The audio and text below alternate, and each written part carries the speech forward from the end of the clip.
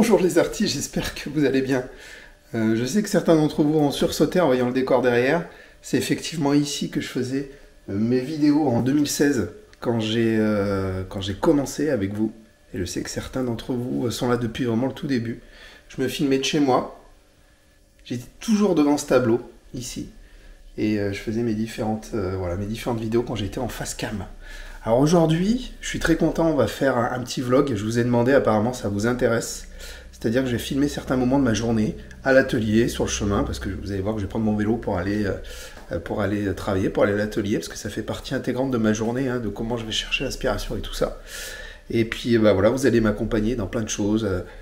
Élaboration d'un colis, préparation d'un envoi, un travail bien entendu sur une œuvre aussi. Alors, on va faire différentes choses. Voilà. Donc restez bien jusqu'au bout pour ne rien rater. Voilà, avant de partir pour l'atelier, je vous en ai parlé la dernière fois, mais regardez, j'ai fait acquisition d'une guitare. Comme je vous l'ai dit, il faut toujours écouter votre passion. Et là, en l'occurrence, je suis retourné à mes premiers amours, la musique, et tous les soirs, je joue la guitare dans le prolongement de ma journée artistique. Voilà, je continue à être créatif, et franchement, ça peut peut-être en faire rire certains, mais je vous promets que c'est étroitement lié à mon activité artistique, et ça m'apporte vraiment de l'inspiration, des idées, de l'énergie, de la bonne humeur, et plein de choses. Donc vraiment, je vous incite, au-delà de la peinture, si vous avez d'autres passions, écoutez-vous, n'hésitez pas. Franchement, c'est important. Alors voilà les amis, je suis en route. Comme souvent le matin, je prends mon vélo. Surtout l'été, le printemps, autant l'avouer. Et j'habite quasiment à la campagne, à 15 km de mon atelier. Ce qui fait que franchement, ça serait dommage de ne pas venir chercher l'inspiration sur la route. Et en plus d'éviter de prendre la voiture, forcément c'est bon. Voilà. Autant faire les choses... Et donc vous voyez, route de champ, je suis tranquille, il n'y a que moi et les animaux. Un troupeau Vercors là-bas.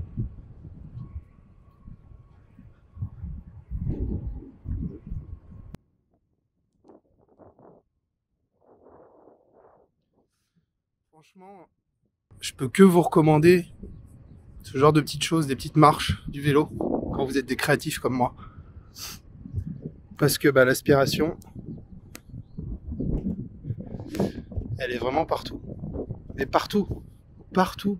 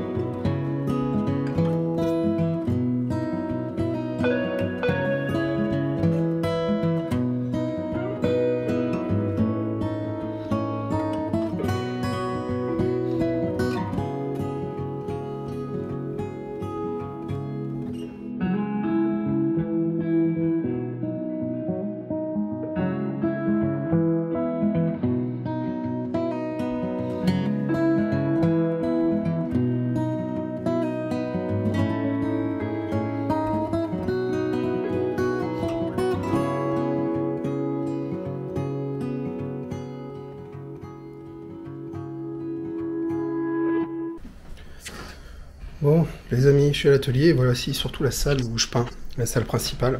À côté, j'ai une salle beaucoup plus grande, mais c'est pas l'endroit où je peins forcément. Là, c'est vraiment dédié à la peinture, donc cette salle, je peux la salir, je peux, etc. Je vais vous la présenter un peu pour ceux qui la connaissent pas, puis je vais vous montrer mes dernières créations. Ça tombe bien, elles sont toutes là. Alors, l'atelier est pas trop rangé, mais bon, il commence à avoir beaucoup de choses, il faudrait que je fasse un gros tri. Vous avez ici l'endroit où j'ai mes peintures, mes pinceaux, tout ça. Mes nouvelles peintures, je vais vous en parler un peu après. Je peins à la fois maintenant avec les super fines des Laronais. J'utilise encore beaucoup pour les fonds, pour les travaux qui demandent beaucoup de peinture. Et après, tout ce qui est glacis, travaux de finition, et de plus en plus, de toute façon, je suis en train de basculer sur les incroyables peintures golden. Regardez déjà ce qu'il faut savoir, pour ceux qui ne le savent pas. La couleur du tube que vous avez sur le tube est de la vraie peinture. Je vous laisse imaginer le travail, c'est de la vraie peinture qui est mise sur chaque tube. Ça montre un peu le très haut de gamme, la qualité de cette peinture. Elle est, je vous referai une vidéo, mais incroyablement pigmentée. On voit qu'il y a une volonté de faire une peinture d'exception en fait pour Golden. Et ça se sent énormément. Quand je fais des... Par exemple, bon là j'ai qu'une main, mais... Bon déjà ce rouge, incroyable. Ce qu'il faut savoir, c'est que je vais juste effleurer mon tube avec un chiffon par exemple. Juste l'effleurer. Et après je vais en passer sur ma toile et je vais faire des glacis incroyables. Donc voilà mes peintures ici. Je vais bientôt faire un casier, je pense, pour ranger. J'ai pas trop réfléchi à la chose, pour stocker mes golden proprement, comme je le faisais ici avec mes différents tubes de peinture. Je vais faire des casiers, je pense, ici, accrochés, où je pourrais enfiler les tubes. Ou alors un support à pince, et je pincerai le tube. Je verrai. Je partagerai d'ailleurs, j'en ferai une vidéo que je partagerai avec vous. En dessous, j'ai tous mes pinceaux. Tiens, ça tombe bien parce qu'il y a de la nouveauté, je vais vous en parler. Donc ici, j'essaie de regrouper mes spalters, tout ce qui est manche long, manche un peu plus court après. Les fameux pinceaux que j'ai beaucoup utilisés, que j'utilise plus beaucoup parce qu'ils perdent beaucoup leur poil. Et pour tout ce qui est maintenant glacier, alors vous savez que je travaille essentiellement pour faire des glaciers. Bon, j'utilise ce type de pinceau. Vous allez me dire, mais ça vient d'où? Ça vient d'où? J'en ai eu marre de chercher, donc j'ai pris des pinceaux à maquillage. Et vous savez quoi, ça marche super bien. Pinceau à maquillage, j'ai testé les premiers prix sur Amazon, bon, exceptionnellement. Et en fait, pour quelques euros, vous avez tout un pack avec des pinceaux incroyables. Franchement. Je vous montrerai tout à l'heure, mais par exemple, pour les glacis, pour les zones de blanc, tous les effets fumeux, floutés, c'est incroyable. Ça marche super bien. Ça marche super bien. J'ai pas laissé la moindre fibre, et pourtant, là, j'en ai déjà utilisé pas mal. Sur tous mes derniers tableaux, j'utilise que ça. Donc après, l'avantage avec ces packs, c'est que vous avez toutes les tailles pour les glacis, les points de lumière ou autres. Bon, des petites choses qui ne serviront pas forcément, mais... Donc ici, c'est quand je travaille à plat. Là, vous avez une partie de mes dernières créations. Celui-là que j'ai pas encore mis sur le site. Celui-là qui va partir. Je dois préparer d'ailleurs le colis aujourd'hui. Un de mes derniers tableaux aussi que j'ai fait il y a 2 semaines, sauf erreur. Qui part aujourd'hui. Alors je sais plus où il part. J'ai pas encore vérifié tout ça. Mais j'ai fait un colis et je partagerai avec vous. Je vous montrerai comment je fais mes colis. Hop, celui-là. Alors après, bon, je vous ai pas expliqué, mais là, j'ai aussi tous les médiums, même si, franchement, bon, j'ai des peintures diluées, surtout que j'utilise. Après, j'ai des vernis, des choses pour le pouring. Alors, c'est plus quand je vous fais des vidéos, parce que moi, du pouring, j'en fais plus pour moi, plus du tout.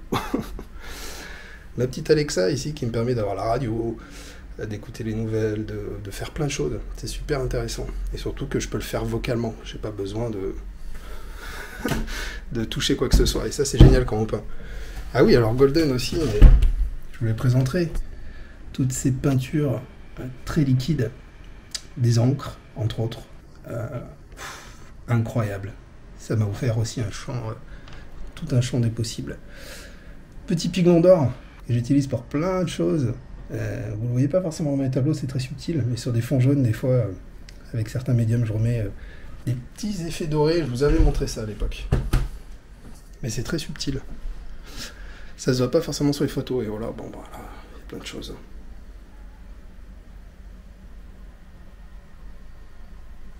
Mon petit décapeur thermique, indispensable pour ma pratique. Je reviens sur les tableaux. Alors, allez voir les photos, parce que là, en termes de lumière, c'est pas le plus adapté. Alors, attendez, je vais allumer. Voilà un de mes derniers. J'en suis très fier aussi. Beaucoup de travail.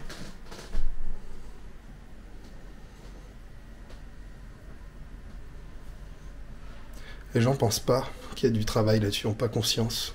Si vous peignez, je pense que vous comprenez qu'il y a beaucoup de boulot. Tous les petites glacis, les petites subtilités, tout ce qu'on voit pas forcément directement, c'est ce qui crée souvent l'effet waouh et qui caractérise vraiment beaucoup de travail. C'est les petits glacis subtils. Les petites nuances ici, on croit qu'il n'y a qu'une couleur, mais il y en a tellement.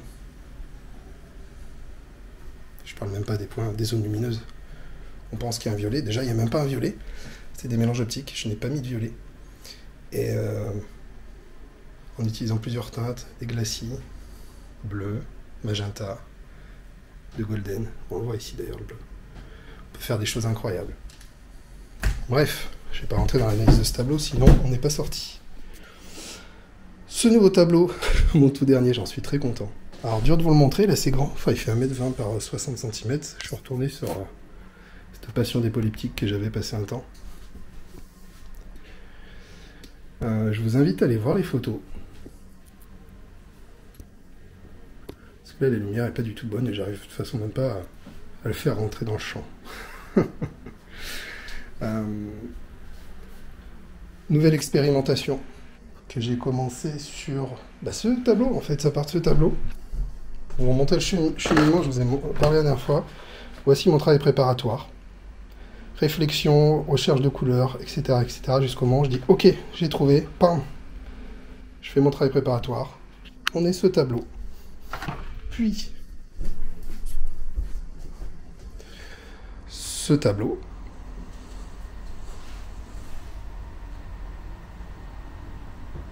Là, si, quand on parle de subtilité, nuance, il faudrait le voir devant vous, mais voilà, on les voit, les peintures golden, hein, on les sent. Pour les glacis, mais ça vibre tellement. Il faut le voir de visu, c'est pareil. Et après, je me dis, tiens, sur le grand format, je vais essayer de partir de la même chose, mais j'ai une autre idée de composition. Pour la profondeur, pour la lumière ou autre, j'ai aussi d'autres idées. Regardez-moi ce bleu, regardez-moi ces teintes. Je suis super content. Bon, il est parti dans l'heure, en fait, hein, ce tableau. Donc, j'ai même pas eu le temps de le vernir, hein, je l'ai pris en photo. Donc, je vais le vernir, ça va être encore quelque chose d'autre. Je vais vous le montrer aujourd'hui, d'ailleurs. Je vais faire les couches de vernis aujourd'hui. Hein. Je peux très bien faire 3-4 couches en peu de temps. Ça sèche vite, j'ai mes astuces pour ça. Et plus vous avez des choses subtiles, c'est-à-dire des petits glacis qu'on ne voit pas trop pour l'instant, quand on va mettre la couche de vernis, ça il faut l'anticiper pendant la création. Quand on va mettre la couche de vernis, vous allez voir. Vous allez voir comme ça ressort. Alors certains vont me dire, du coup, le rendu n'est pas le même en photo, une fois verni ou pas verni. Si, la seule chose, c'est qu'une fois verni, vous avez des reflets souvent. À moins d'avoir un éclairage très optimal, et c'est pas forcément évident sur les grandes pièces. Pour ce type de pièce, je ne vernis pas. Je prends ma photo, je fais le post-traitement qu'il faut, je peux jouer sur les contrastes pour avoir le même rendu qu'un rendu verni, je sais très bien ce qu'il faut faire pour ça. Et voilà, j'anticipe à ce niveau-là, c'est tout. Bon là, vous avez la différence voilà, entre un tableau verni ici, et un tableau très mat ici, parce que pas verni. Donc sur les nouveaux tableaux, je continue, celui-là, je viens de vous en parler.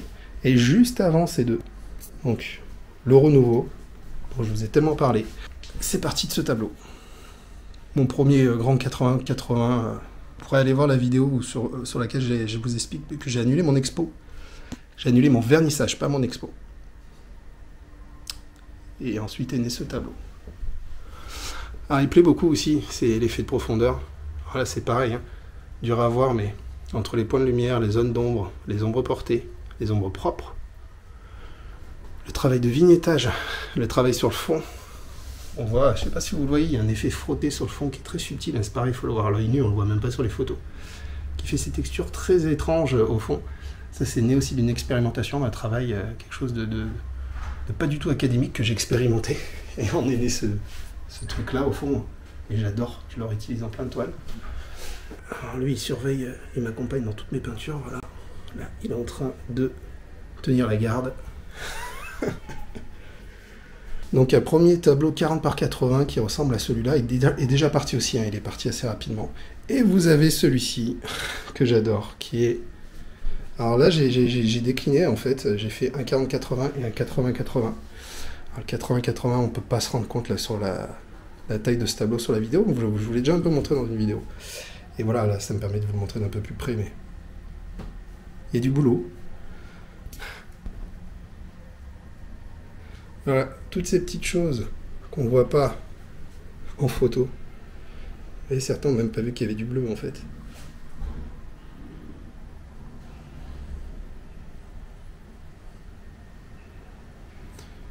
avec ce orange assez intense au fond qui fait que ça vibre pas mal avec ces violets. Voilà, on a une quasi complémentaire, donc forcément... Voilà. Bon, j'ai pas passé toute ma journée à vous expliquer ce que j'ai fait sur ces tableaux. Là, je vais avancer, je vais ranger un peu. Je vais me faire de la place, et puis je vais vernir, préparer mon colis, et préparer aussi... commencer à préparer le fond pour un prochain tableau, qui va être à peu près dans le même état d'esprit que celui-là. Voilà. Bon, je commence à être bien fatigué, ça fait des heures que je travaille sur ce tableau. Et là, je vais essayer de vous montrer, je vais apporter un peu de contraste, donc on a quelque chose d'assez doux, mais je vais encore plus de douceur, donc pour que ce soit plus aérien, je vais faire des glacis de blanc à certains endroits, pour assurer les transitions, pour faire quelque chose d'un peu plus brumeux, et bah, du coup accentuer cet effet de douceur. Voilà. Après, je vais sûrement retravailler, effectivement apporter de la lumière au centre, mais je vais déjà vous montrer, partager avec vous le moment où je vais utiliser ce blanc. Alors pour ceux ici, je veux quelque chose de très transparent, donc surtout pas de blanc de titane, qui le blanc de titane est très très opaque, mais un blanc de zinc, qui lui est fait pour les glacis, que l'on veut très transparent. Voilà. Alors bien sûr, après on peut gagner en opacité en multipliant les couches, ce qui demande beaucoup plus de travail, mais ici va créer une certaine douceur, hein. On va garder un peu la couleur sous-jacente, tout en mettant du blanc par voile très fin. Mon blanc de zinc, alors j'ai mis une certaine quantité, parce que le blanc de zinc étant très transparent, demande beaucoup plus de peinture, vous allez voir. L'approche est différente, mais au moins par contre il y a beaucoup moins de prise de risque qu'avec un blanc de titane.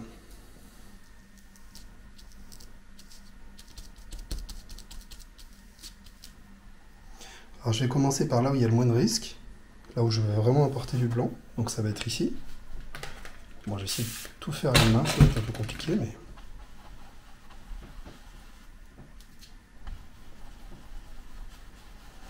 Alors les glacis, ce genre de travail, plus vous prenez votre temps, plus vous aurez un résultat de qualité.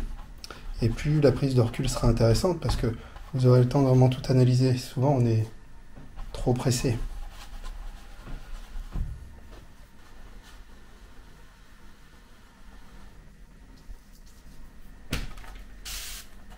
Un peu là-haut, alors on a de beaux glacis sur ce tableau. Moi, dès qu'on a des glacis à base de violet, alors j'ai pas utilisé de violet, enfin, vous savez ce que je veux dire, si vous me connaissez. J'ai pas utilisé le moindre violet sur ce tableau. Mais vous avez, votre œil voit du violet, ce qu'on appelle un mélange optique. Comme vous le savez, j'adore en abuser, c'est le principe même des glacis. Ça fait vibrer incontestablement les couleurs. Alors, vous voyez, pour l'instant, le blanc, on le voit pas vraiment arriver, ce qui est normal. Ce qui est normal. C'est des multiples couches, c'est un travail qui est assez long et fastidieux, mais au moins vous gardez un total contrôle. Vous voyez cette douceur que je vous expliquais tout à l'heure, ça commence à venir. Là j'atténue un peu mes glacis, l'intensité de ces teintes que l'on voit, enfin, du violet que vous voyez qui n'en est pas. Et puis je vais faire ce travail un peu tout autour.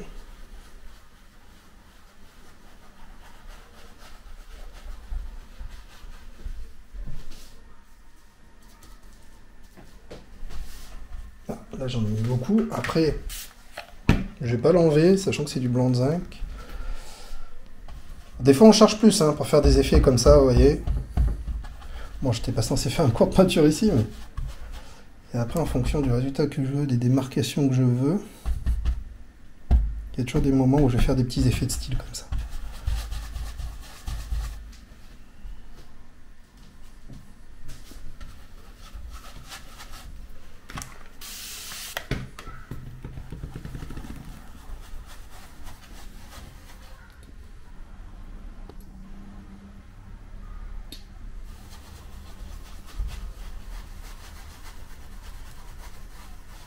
Là, les transitions deviennent très douces ici, c'est très intéressant.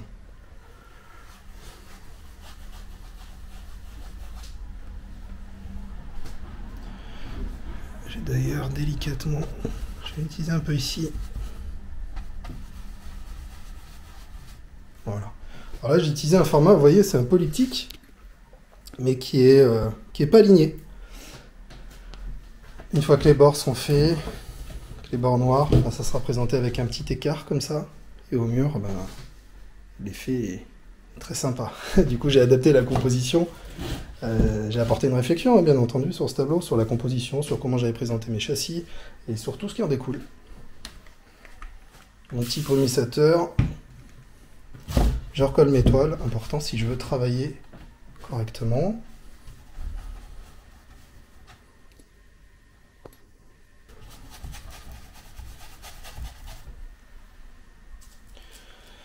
Là-haut, j'aimerais vraiment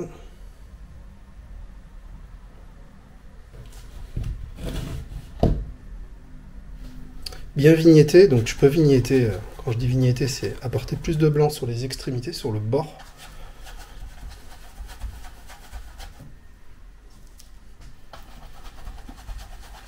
J'y vais grossièrement, il y aura plusieurs couches. Je vais peut-être pas vous montrer toutes les couches parce que sinon, bah, rien que pour cette action-là, la vidéo peut être très très longue. Voilà, quand les gens pensent que ça... quand on fait les tableaux en 5 minutes.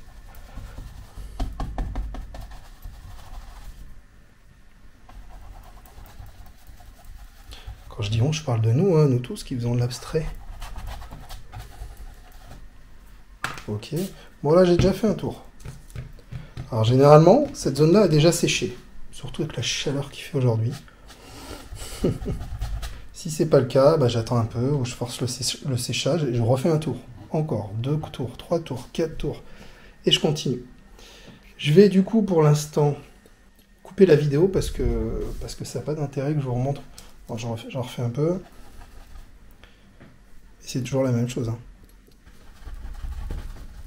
On se retrouve après. Quelle chaleur à l'atelier! Donc voilà, j'ai mis beaucoup de blanc de zinc. Et là, on est bien, on est bon. Ça me plaît. J'ai bien entendu... Enfin, je vais peut-être faire des points de lumière. Là, vous avez déjà des zones, mais c'est pas des points de lumière. Enfin, en tout cas, c'est pas du blanc. Et je vais voir si je refais quelques points de lumière ou des cascades blanches. Comme il m'arrive souvent d'en faire. Je vais voir. Peut-être refaire aussi des ombres portées noires, s'il en manque. Et là, il faut vraiment que je prenne une pause, du recul, que je fasse autre chose, et que je revienne avec un œil neuf pour pouvoir juger après. Voilà, donc j'ai fait des points de lumière.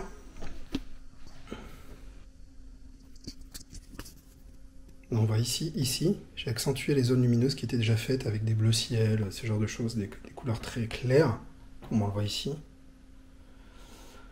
Du coup, ça crée bien la profondeur, du contraste et des effets un peu de brillance lumineux. J'ai continué avec des cascades, ce que j'appelle des cascades lumineuses.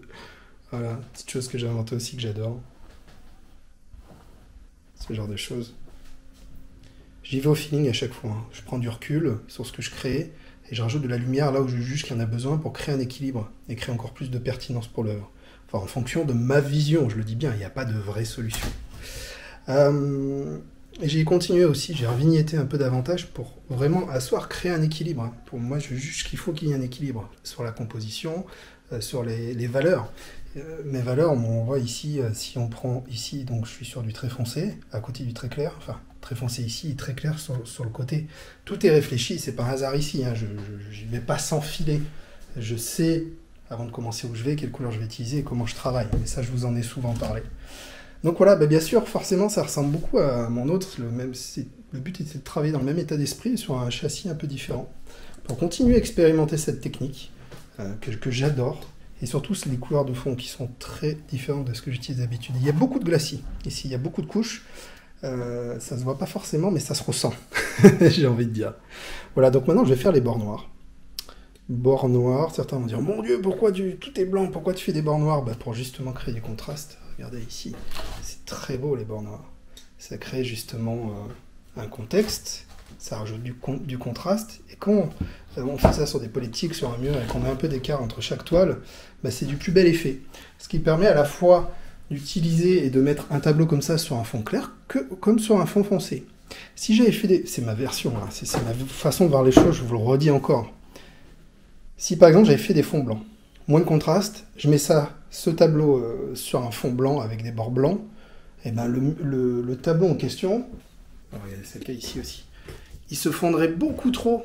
Le tableau se fondrait avec le mur qu'il y a derrière, dans le doute si quelqu'un veut vraiment le mettre sur un fond blanc. Ce qui est une grosse erreur, selon moi. Voilà.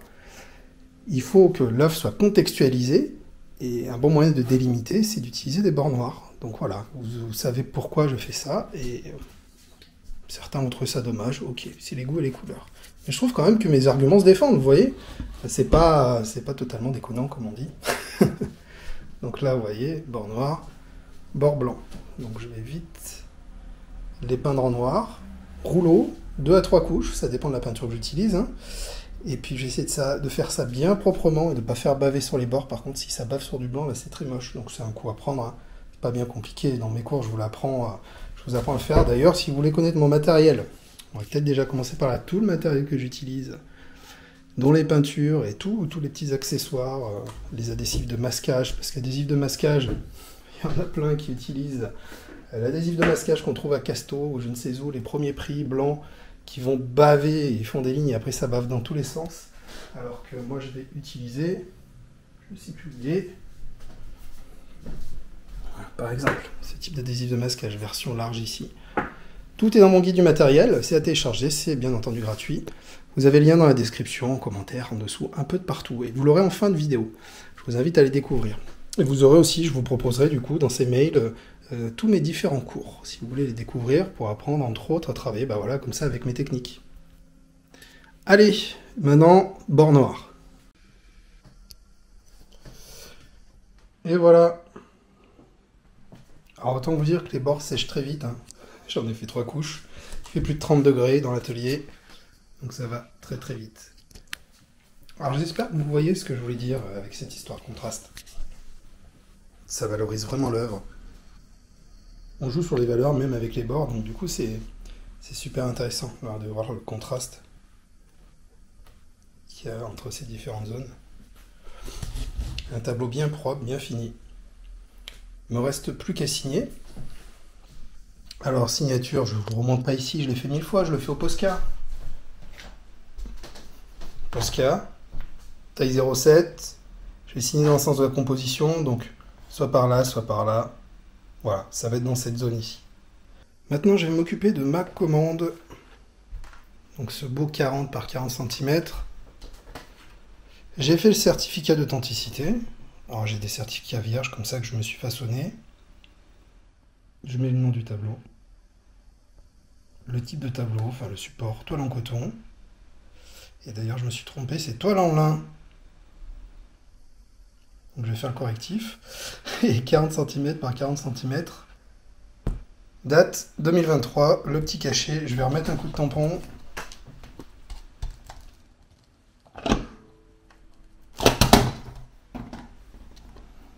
Voilà.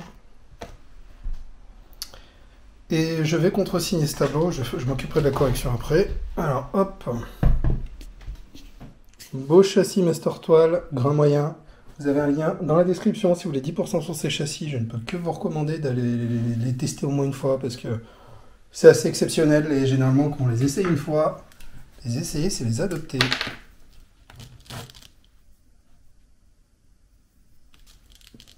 Voilà, pour donner aussi, pour faire un lien avec le certificat d'authenticité.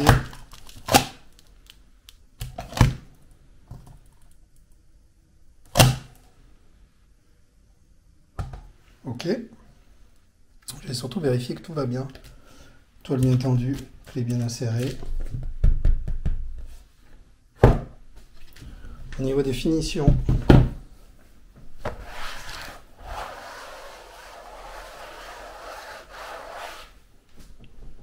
pas de souci de vernis, pas de souci de finition, pas de souci de poil de pinceau.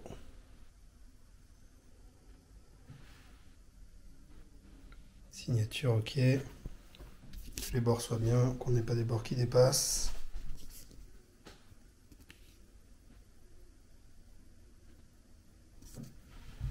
Des marques, hein. Des fois vous avez des marques, des à-coups. Tout est parfait. Donc je vais faire ma petite correction et je vais pouvoir emballer ce tableau. Voilà, donc je vais pouvoir, pour le conditionnement, j'ai des cartons, soit qui sont façonnés sur mesure pour certains types de formats, 40-40, 60-60, ce qui me permet quand même de gagner un temps considérable, parce que façonner des colis sur mesure soi-même, c'est compliqué, c'est pas évident. Des sites qui proposent des cartons, vous avez Raja, vous avez Carton Market, vous en avez plein. Carton Market, on avait échangé avec eux, ils avaient développé toute une gamme de formats qui sont adaptés à nos besoins, au vôtre et au mien, donc vous pouvez aller voir. Le papier bulle, on va pas l'envoyer comme ça, bien entendu.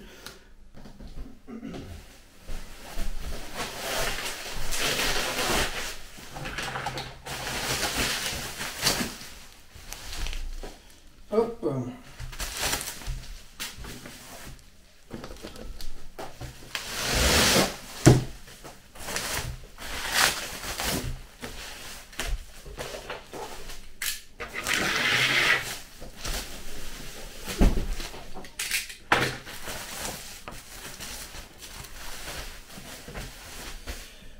Et voilà. Et voilà. Allez, au revoir joli tableau. Le carton.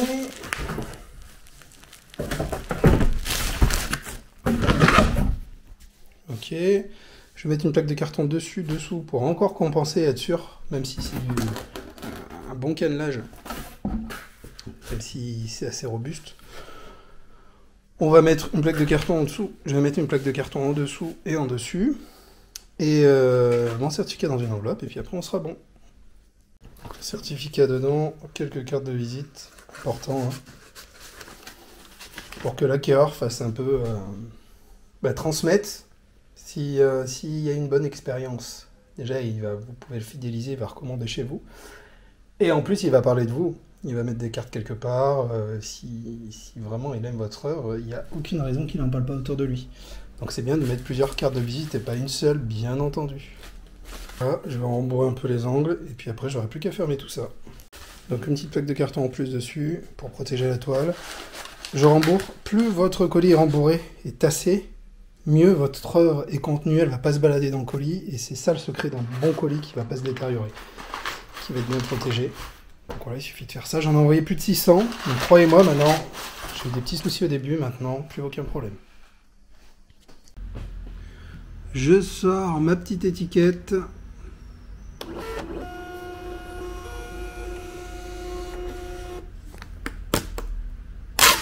Et c'est bon, il n'y a plus qu'à coller. Voilà, c'est bon. Il n'y a plus qu'à les déposer en point postal.